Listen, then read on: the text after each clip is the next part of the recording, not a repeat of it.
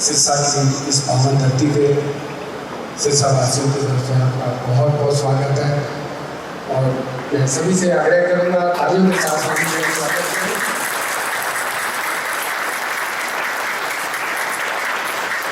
बहुत लंबे अंतराल के बाद स्वामी जी हमारे बीच में आ गए हैं। नवंबर 2018 में आए थे और उसके बाद बड़ा व्यस्त कार्यक्रम था, लेकिन हमारे निमंत्रण को स्वीकार किया और कुछ समय के लिए बीच में आए हमारे।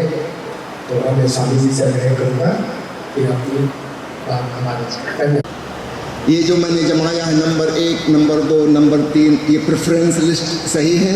मुझे सफलता और सुख प्राप्त हो, मैं संतोष को प्राप्त हो सकूं, क्योंकि मैंने सच पूछी तो मैं जो कहने जा रहा हूँ वो इस एक गीत में सब आ गया।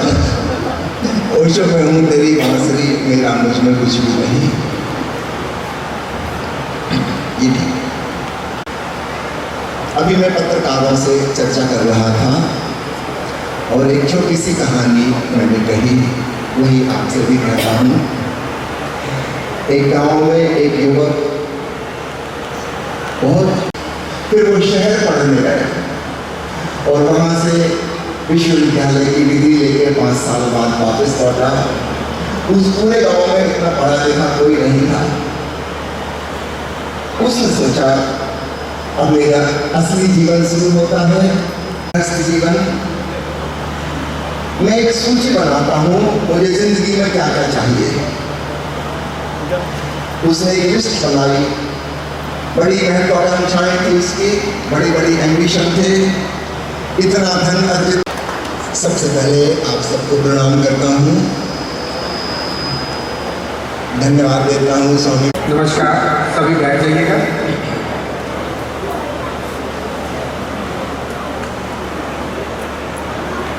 जीवन में कोई संतोष नहीं होता, उसके बिना कभी तृप्ति नहीं होती।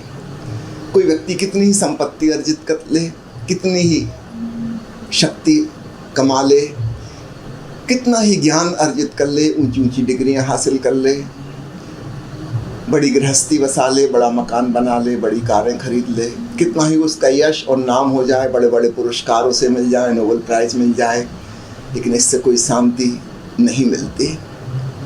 उस साधु ने कहा कि मन की शांति सबसे बड़ी बात है। वह अगर मिल गई फिर जिस मकान में तुम रहोगे वही तुम्हारे लिए महल हो जाएगा, और बिना शांति के बड़े बड़े संगमरमर के महल भी बन जाएंगे तो कुछ मजा नहीं आएगा। मन में शांति हो तुम्हारा परिवार ही स्वर्ग बन जाएगा, जैसा भी है। और अगर मन में शांति नहीं है, तुम कुछ भी कर लो, तुम्हारी पारिवारिक स्थिति नार की स्थिति ही रहेगी, दुख और कष्ट की ही कहानी रहेगी। सवाल ये नहीं है कि तुमने कितनी शिक्षा प्राप्त कर ली, कितना ज्ञान अर्जित कर लिया। अगर मन की शांति नहीं है, वह ज्ञान अंततः विध्वंसक साबित होगा, सृजनात्मक नहीं हो सकता। हम देखें पिछली सदी में 2 भयंकर विश्व युद्ध हुए, करोड़ों करोड़ों लोगों की जानें गई। और पिछली सदी आज तक के इतिहास में सर्वाधिक शिक्षित सदी थी। और ये जो प्रथम महायुद्ध और द्वितीय महायुद्ध हुए, ये कोई गरीब लोगों ने और आदिवासी लोगों ने नहीं किए थे, ये सुशिक्षित सभ्य सुसंस्कृत लोगों ने किए थे। हमारे मन में एक प्रश्न उठना चाहिए कि हम जिस दिशा में जा रहे हैं और हम जिसको विकास समझ रहे हैं, वाकई में वह विकास है या नहीं है।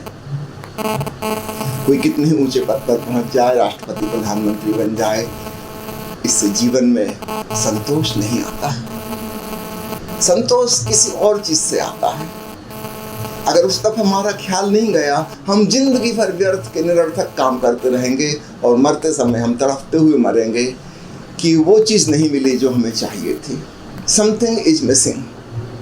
सौभाग्यशाली हैं वे लोग जिन्हें जीते जी यह बात समझ में आ जाए। मरते समय तो सबको समझ में आ जाती है। वास्तव में मरने का जो कष्ट है और पीड़ा है, वो मृत्यु की पीड़ा नहीं है, वो इस बात की पीड़ा है कि मैं कितना नासमझ था। मैं व्यर्थ की दिशाओं में दौड़ता रहा, जहाँ कोई कंटेंटमेंट, कोई तृप्ति, कोई सेटिस्फेक्शन हासिल नहीं हो सकता था। मैं उन चीज़ों को पाने की कोशिश करता रहा। अपनी मूलता पर तरस आता है मरते हुए आदमी को, और इसलिए वो तड़फता है कि 60, 70, 80 साल का समय मिला था और मैंने यूं ही गंवा दिया, और जो प्राप्त किया उससे कुछ प्राप्त नहीं होता, वो मिला ना मिला बराबर है। तो प्यारे मित्रों, मैं आपसे यह बात कहना चाहता हूँ जो साधु ने उस नवयुवक से कही थी। हमारे जीवन की महत्वाकांक्षाएं और एम्बिशंस, चाहे हम उसको पाने में सफल हो जाएं, चाहे विफल हो जाएं, हर हालत में कष्ट और दुख ही मिलता है। हमारे भीतर की हताशा, निराशा, उदासी, मन की अशांति, बेचैनी, अतृप्ति, असंतोष, वो खत्म ही नहीं होता, किसी चीज से खत्म नहीं होता। जितनी जल्दी यह बात समझ में आ जाए, उतनी शीघ्रता से हम एक नई दिशा में यात्रा शुरू कर सकते हैं। ठीक है, बाहर के लिए मकान भी चाहिए, आजीविका भी चाहिए, गृहस्थी भी चाहिए, वाहन भी चाहिए, सब कुछ चाहिए, वो उपयोगी है, लेकिन वो जीवन का लक्ष्य नहीं है। लक्ष्य कुछ और है। ये बाहर की चीजें उस परम लक्ष्य के सपोर्ट में हो, समर्थन में हो तो बहुत शुभ है, बहुत सुंदर है। लेकिन अगर इसका उल्टा है, उस परम लक्ष्य का हमें पता ही नहीं और हम इस साधन को ही समझने लगे कि यही साध्य है, तो हम बड़ी मुश्किल में पड़ जाएंगे। ये तो ऐसे ही हुआ, कोई वाहन को समझने लगे कि यही गंतव्य है। कार में बैठ गए, ट्रेन में बैठ गए और हम समझ रहे हैं कि बस हो गई बात। नहीं, ये तो कहीं ले जाने के लिए था, उसमें सपोर्ट कर सकता था। ये अपने आप में कोई लक्ष्य नहीं है। ठीक ऐसे ही हम जिन्हें आजीविका उपार्जन के साधन कहते हैं, शिक्षा प्राप्ति कहते हैं, शक्ति संपत्ति कहते हैं, घर गृहस्थी कहते हैं, मित्र संबंध हैं, ये सब उपयोगी हैं अगर हमें अपना लक्ष्य, मन की शांति हासिल हो गया तो हम पाएंगे कि ये सब कुछ उसके सपोर्ट में है। अन्यथा हम पाएंगे सब व्यर्थ गया। चाहे सफल हो जाओ तो व्यर्थ, चाहे असफल हो जाओ तो व्यर्थ, कुछ फर्क नहीं पड़ता। एक गरीब आदमी, एक भिखारी और एक सम्राट एक सी मौत मरते हैं। सिकंदर भी खाली हाथ मरता है, जिसने उस जमाने की सारी दुनिया जीत ली थी। और सिकंदर ने मरते समय अपने वजीरों से कहा था कि जब मेरी अर्थी ले जाओ तो मेरे हाथ अर्थी के बाहर लटके रहने देना। वजीरों ने कहा, ऐसा तो रिवाज नहीं, आप ये क्यों कह रहे हैं? उसने कहा था कि दुनिया देख ले कि विश्व विजेता सिकंदर भी खाली हाथ जा रहा है, यहाँ से हम धूल का एक कण भी नहीं ले जा सकते। तो एक बार इस पर विचार करना जरूरी है। जिसको पाने के लिए हम अपनी पूरा जीवन गंवा रहे हैं, वह वास्तव में पाने योग्य है भी या नहीं है। एक क्वेश्चन हमारे भीतर पैदा हो, और तब हमें उस साधु की बात समझ में आ जाएगी कि अगर मन की शांति हासिल हो गई तो सब कुछ काम का है, और अगर वह हासिल नहीं हुई तो सब निष्काम गया, निष्फल गया। तो यह छोटी सी बात मैं आप सबसे कहना चाहता हूँ। आप भी तलाशना अपने भीतर, अपने मन में टटोलना। आज तक आपने जितनी भी जिंदगी जी है,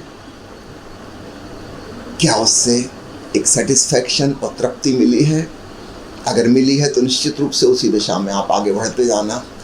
लेकिन अगर नहीं मिली है, एक बार ठहरो, रुको, पुनर्विचार की जरूरत है। कहीं कुछ भूल चूक हो रही है। तो जैसे उस साधु ने कहा था ना, नंबर 1 मन की शांति, पीस ऑफ माइंड। नंबर 2 में बाकी सब चीजें हैं, उसके विरोध में नहीं है। ठीक है, वो सब भी होनी चाहिए, लेकिन वो नंबर 2 है। Most important piece of mind, सर्वाधिक महत्वपूर्ण मन की शांति। उसके साथ जैसा भी जीवन होगा, हम उसी में आनंद पूर्वक रह लेंगे। और अगर वो मन के भीतर शांति नहीं है, भीतर बेचैनी है, कष्ट है, तो बाहर हम कुछ भी कर लें, उससे कोई संतोष और तृप्ति नहीं मिलने वाली। आपके कोई सवाल हो तो उनका स्वागत है।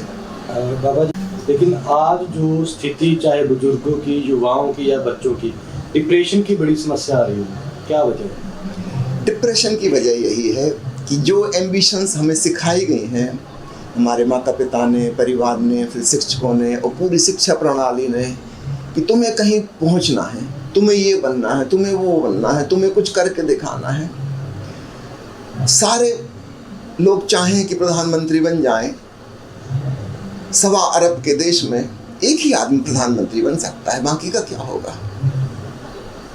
सारे लोग चाहें कि मुझे नोबेल प्राइज मिल जाए, साल में कुल 5 नोबेल प्राइज मिलते हैं, बाकी के 8 अरब लोगों का क्या होगा? ये तो डिप्रेशन में जाएंगे, फ्रस्ट्रेशन में जाएंगे। वे भी उसी के लिए दौड़ रहे थे। ख्याल घुसा दिया है कि तुम दुनिया के सर्वाधिक संपत्तिशाली आदमी बन जाओ। वो आदमी एक ही हो सकता है, वो भी अगले साल नहीं रह पाएगा, वो भी डरा डरा सहमा रहेगा कि अब हाथ से वो पोजीशन गई, बामुश्किल हासिल की थी और 1 साल के अंदर चली जाएगी। तो जिस प्रकार की शिक्षा हमें दी गई है उसमें हमें मन की शांति का तो कोई उपाय बताया ही नहीं गया।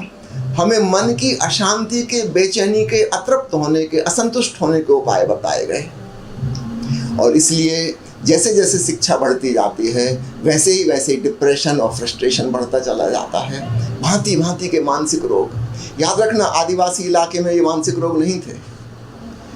आपको जानकर हैरानी होगी, अभी थोड़े दिन पहले कोई मुझे बता रहा था इंटरनेट से खोज के कि दुनिया में सर्वाधिक सुसाइड यूरोप में होते हैं और सर्वाधिक मर्डर अमेरिका में होते हैं। यानी शिक्षा की दृष्टि से, संस्कृति और सभ्यता की दृष्टि से जो इतने आगे निकल गए, जिसको हम विकास कहते हैं, एवोल्यूशन कहते हैं, अमेरिका और यूरोप उसमें सर्वाधिक आगे हैं। वहाँ सबसे ज़्यादा मर्डर होते हैं, सबसे ज़्यादा सुसाइड होते हैं। निश्चित रूप से एक डिप्रेशन में व्यक्ति जीते जीत सोचता है कि मैं ऐसा जीवन जीऊँ ही क्यों, लाभ क्या, जब कोई तृप्ति ही नहीं मिल रही और वो जो टारगेट हमको बताए गए वो असंभव जान पड़ रहे हैं। आधी उम्र बीत गई, कोई 45 साल का हो गया, उसके हाथ से समय खिसकता जा रहा, उसे पता है, और आज तक कोई शांति का क्षण उसने नहीं जाना। वो सोचता है और 40-50 साल जिंदा रहूँगा, ऐसा ही तो रहूँगा जैसा अभी था, इससे अच्छा तो कुछ होने वाला नहीं, क्योंकि जो जो मैं कर सकता था सब कर चुका। आदमी डिप्रेशन में चला जाता है, वो जीना ही नहीं चाहता, वो मर जाना चाहता है।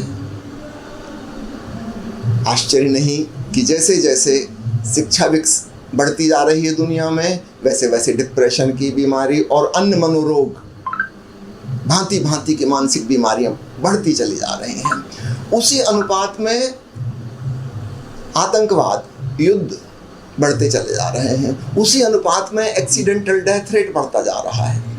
आपको जानकर आश्चर्य होगा, सेकेंड वर्ल्ड वॉर में जितने आदमी मारे गए थे उतने आदमी तब से लेकर आज तक सिर्फ रोड एक्सीडेंट में मारे जा चुके हैं। बड़ी विचित्र बात है। ऐसा लग रहा है आदमी मर जाना ही चाह रहा है। सब जगह बोर्ड लगा है, धीमे चलाइए, कोई नहीं सुनने वाला, मर जाने की इच्छा है, वो चाह रहे हैं मर ही जाएं। ये एक्सीडेंट अपने आप नहीं हो जा रहे हैं, ये तो बिल्कुल अवॉइडेबल है। शायद हमारे भीतर जीने की आकांक्षा ही नहीं है, क्योंकि जिस प्रकार की अशांतिपूर्ण जीवन की व्यवस्था हमें मिली है, इसमें कौन जीना चाहेगा? समझदार आदमी तो मर जाना ही चाहेगा। इसी को और एक्सटेंड करने से क्या लाभ? आपको जानकर आश्चर्य होगा, विकसित देशों में यूथनेशिया का कानून बन गया, स्वेच्छा मरण। अगर कोई व्यक्ति मरना चाहता है तो आप उसे रोक नहीं सकते। हम कौन होते हैं उसको जबरदस्ती जिलाए रखने के लिए? वो मर जाना चाहता है, उसको मरने की स्वतंत्रता है। तो स्वेच्छा मरण का संविधान, कानूनी अधिकार लोगों को मिल गया। अनेक देशों में आत्महत्या अब अपराध नहीं है। मेरे ख्याल से हमारे देश में भी नहीं है, आत्महत्या अपराध नहीं है। पहले अपराध हुआ करती थी। डेमोक्रेसी का जमाना है, बहुत लोग जो चाहते हैं उसको आपको कानूनी करना पड़ेगा। ये कैसी दुखद स्थिति है। और कारण, जिस प्रकार की शिक्षा दीक्षा हम बच्चों को दे रहे हैं, असंभव टारगेट पूरे करने की उन्हें प्रेरणा दे रहे हैं। हमने आदर्श स्थापित किए हैं कि तुम ऐसे हो जाओ, इसका मतलब जैसा वो है वो हमें स्वीकार नहीं है। हम कमल से कह रहे हैं कि तुम गुलाब के फूल बनो, गुलाब से कह रहे हैं क्या, अरे चमेली जैसे हो जाओ, चमेली से हम कह रहे हैं चंपा बन जाओ। हम किसी को भी चैन से न जीने देंगे। अल्बर्ट आइंस्टीन मजाक में कहा करता था कि अगर जंगल में जानवरों का स्कूल खुल जाए तो सारे जानवरों को हम भर्ती कर लें और हम उनको ट्रेनिंग दें तो पूरा जंगल पागल खाना हो जाएगा। मछली से हम कहेंगे क्या पानी में तैरती रहती हूँ, अरे देखो गिलहरी कैसी पेड़ पर चढ़ती है, तुम भी चढ़ना सीखो। आओ तुमको ट्रेनिंग देंगे, स्कूल में भर्ती हो जाओ। और गैलरी से हम कहेंगे कि क्या पेड़ पेड़ पे ज़मीन पे दौड़ती रहती हो, ये देखो पंछी कैसे आकाश में उड़ते हैं, तुम भी उड़ना सीखो। सब परेशान हो जाएंगे।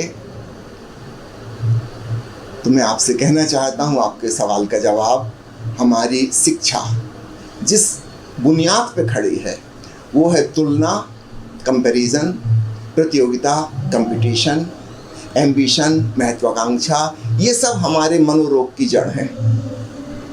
जरा हम कल्पना करें, जानवर अगर हमारी बातों में आ जाएं, वो तो अच्छा हमारी सुनते नहीं।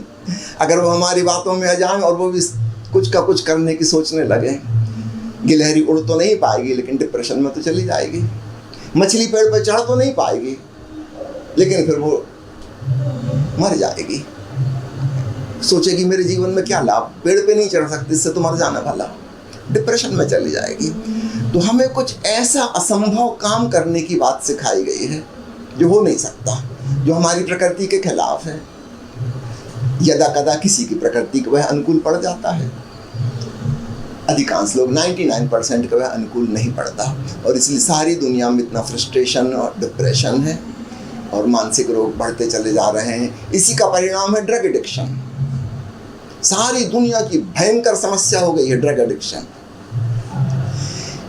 ये आदमी को जीवन में कोई संतोष नहीं है तो क्या करे? वो नशा करके बेहोश हो जाना चाहता है, एक प्रकार की छोटी मौत। कुछ देर के लिए तो मरे जैसा हो गया।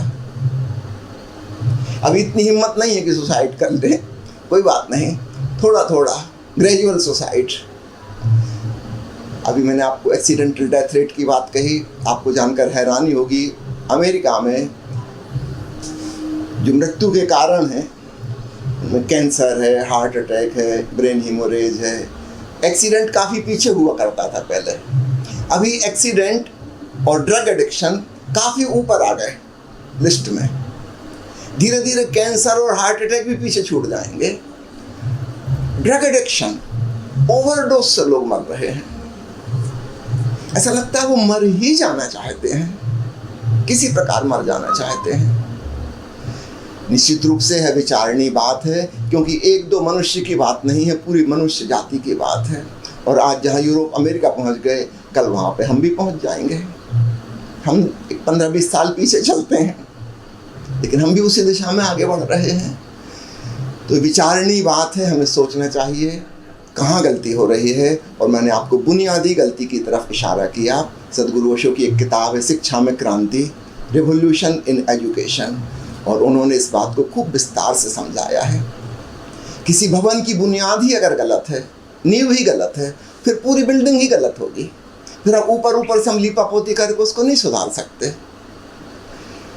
तो हमारी शिक्षा प्रणाली जो महत्वाकांक्षा सिखाती है, तुलना सिखाती है, प्रतियोगिता सिखाती है, स्पर्धा सिखाती है, कुल मिला के चालाकी सिखाती है, वह हमें बेचैन और परेशान करती है। हम जैसे हैं हमें अपने आप में संतुष्ट नहीं होने देती। और यही कारण है सारे मानसिक रोगों का, यही कारण है आतंक का, युद्धों का, यही कारण है पागलपन का, सुसाइड का, मर्डर का, यही कारण है ड्रग एडिक्शन का।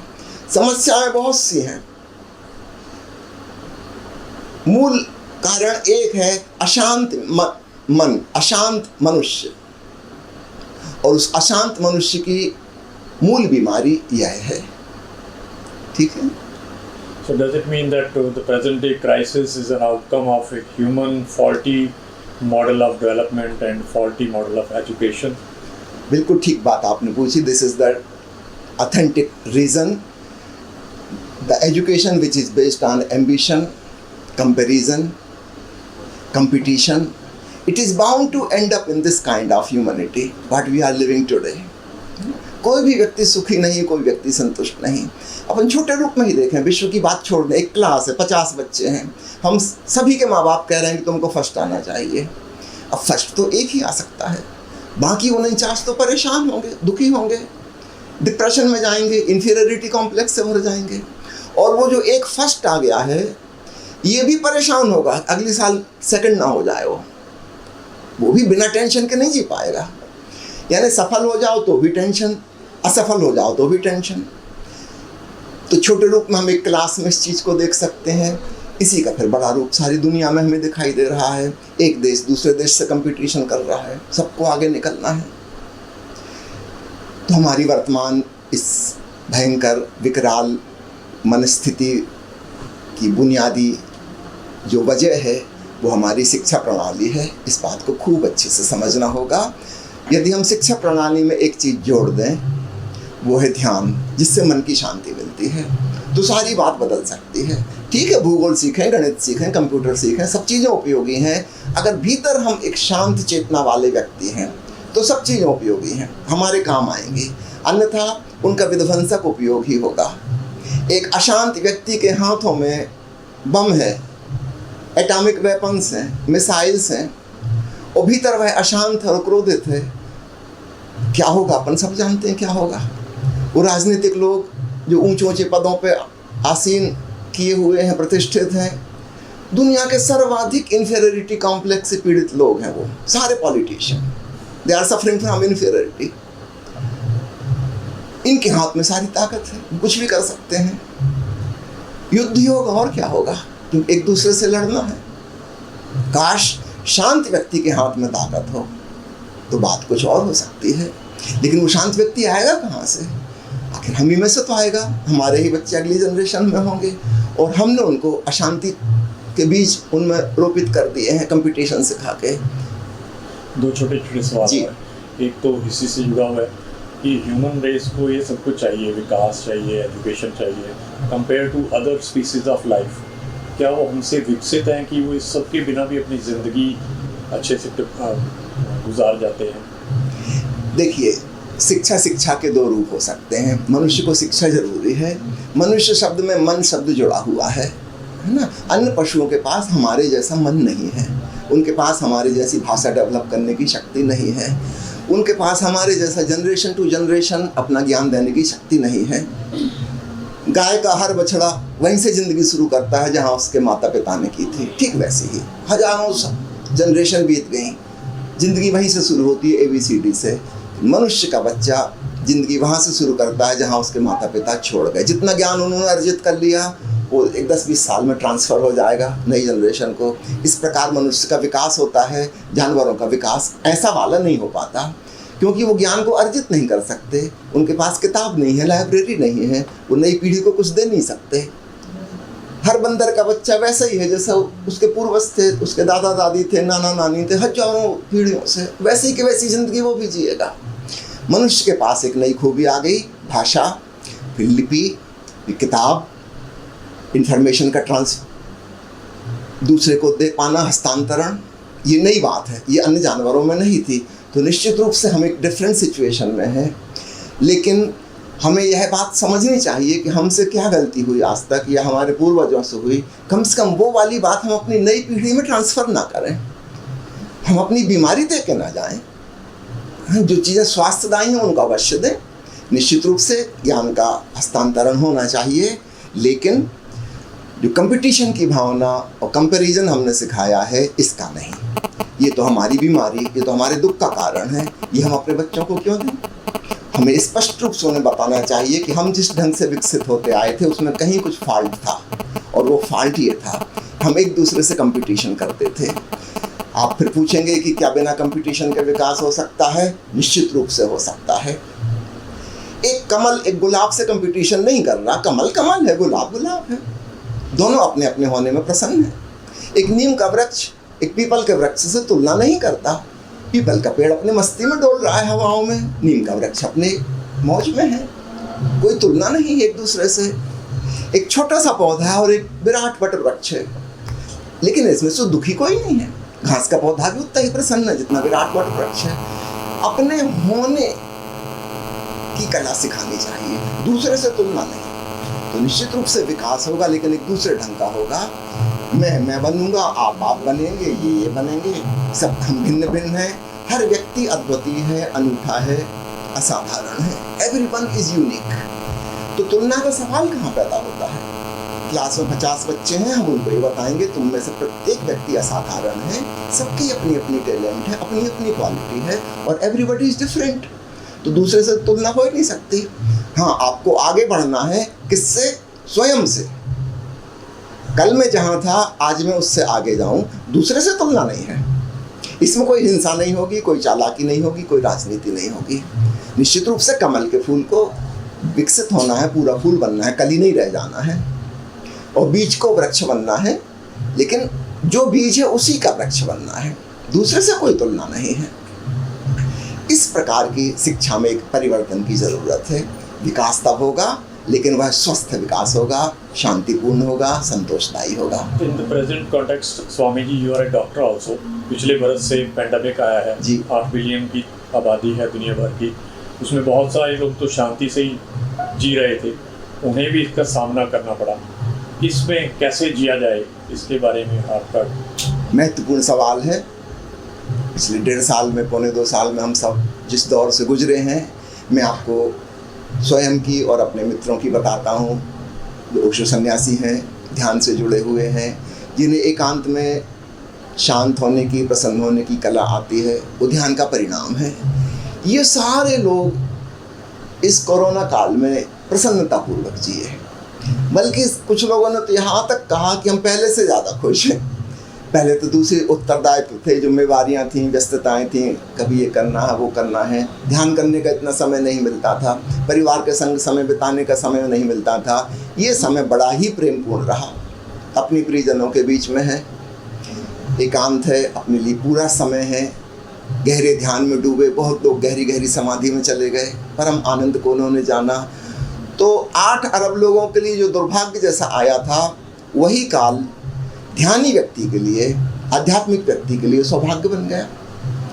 तो काल अपने आप में कोई चीज़ अच्छी या खराब नहीं होती, हम कैसा उसका उपयोग करते हैं। शांत व्यक्ति हर स्थिति में शांत हो जाता है, और जो अशांत और बेचैन हो उनके लिए तो बड़ा दुर्भाग्य हो गया।